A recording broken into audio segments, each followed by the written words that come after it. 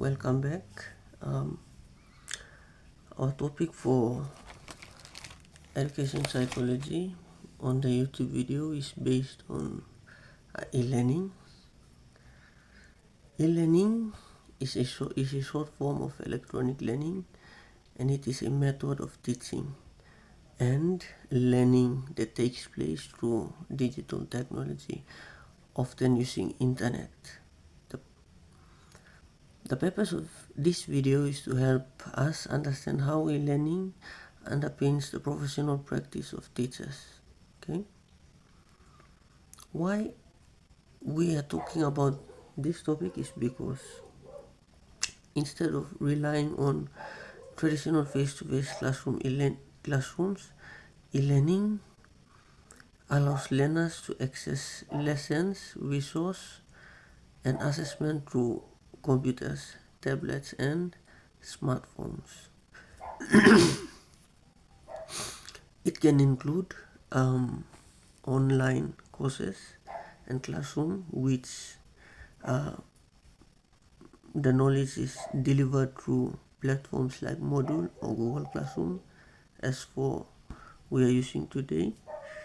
Or also, it can use multimedia content, like for example videos, animations, and podcasts, which people produce to provide information about a specific task or subject or other things. It can also include self-paced learning, which is good for students. They can learn at any time and anywhere they want to learn. Okay? And also, it is vital collaboration because it provides a discussion forums, group projects, and such. So based on e-learning is one of the latest technology which provides internet education to learners. Thank you. I will continue with the body. How is the topic and issues in the classroom or schools?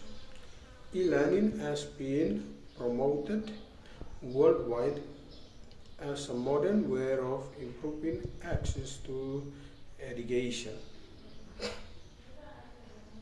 especially for students in remote areas. It provides opportunities for flexible learning and access to based online resources.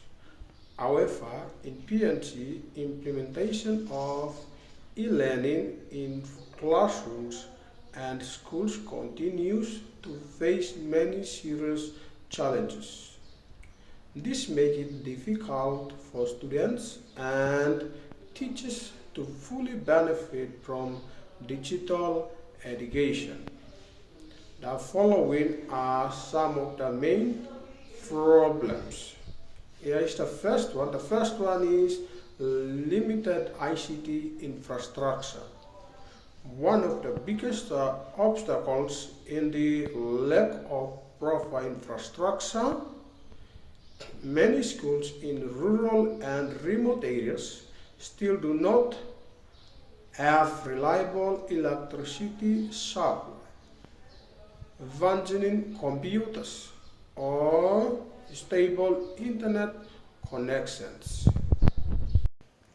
Some teachers may only know the basics of computers and the internet, while others have never been exposed to online teaching tools.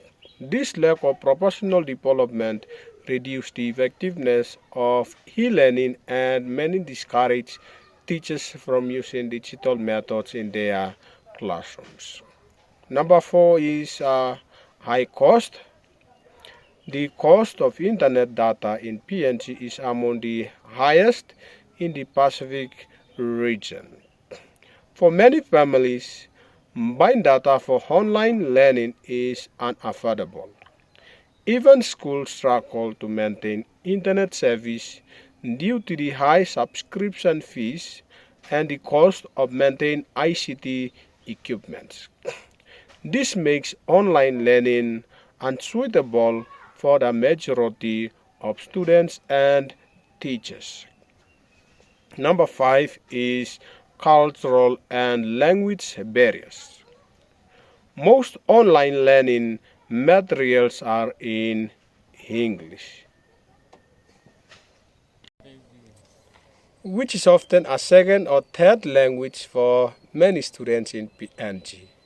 Students in rural areas are usually stronger in talk pidgin or their local languages, making it harder for them to understand and engage with online lessons.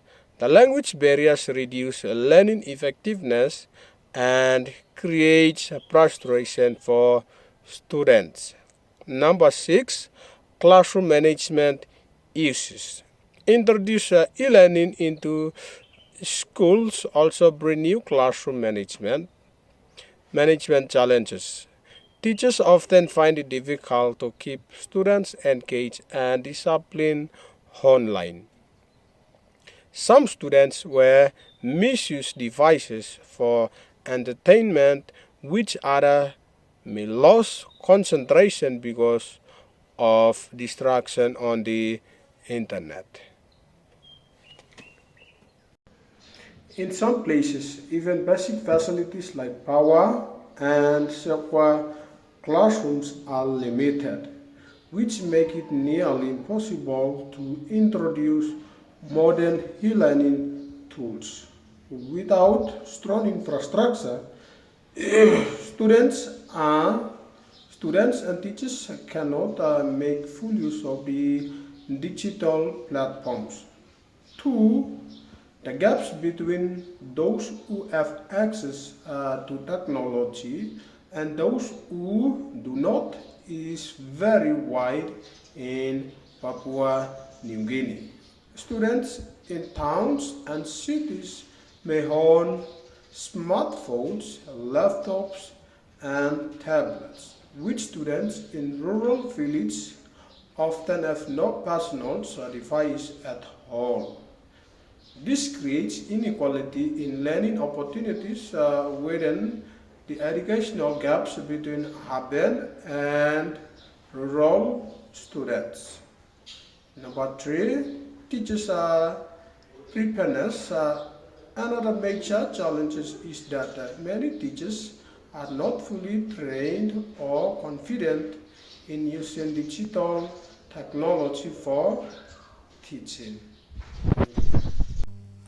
Okay, as my friend has already introduced the body and explained to you guys, to conclude about e-learning, e-learning is a more complex, but it can be positive and also negative as well. Regarding PNG context, for us Papua New Guineans, I recommend that e-learning should uh, only be used in universities and not in primary and secondary school, because our nation is still developing and most of our resources cannot facilitate the technology. Furthermore, most of schools in the rural areas are not equipped with high technology equipments for the students to use e-learning, as well as schools in some schools in urban areas as well. Therefore, e-learning is a good technology that can be used in Papua New Guinea, but it should be used in universities only, because universities have the privilege to have this all the technology in there. Therefore, universities should use this one. For secondaries, maybe, but for primary schools, I don't think they have the facilities to facilitate all the e-learning programs that are coming up. Therefore, my suggestion is we leave out e-learning for primary schools. Thank you.